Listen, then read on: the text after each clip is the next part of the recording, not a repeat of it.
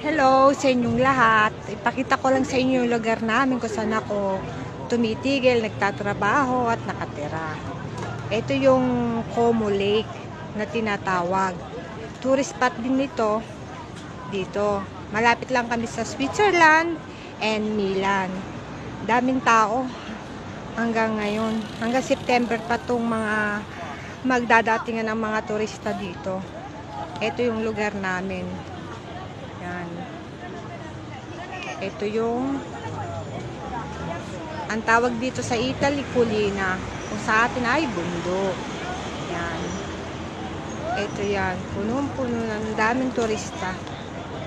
Lahat ng mga restaurant, puno. Ayan, oh. Ang dami nag-hire ng mga anong tawag doon? Speedboat. Lahat yan mga turista. Karamihan.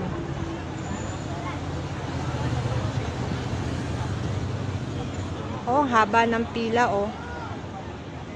Yan mga yan pupunta doon sa isa pang lugar. Lake din naman na makikita nila, pero maganda din yung tanawin sa kabilang parte. Dahil kasi kung sa bus, mas malayo ang iikutan.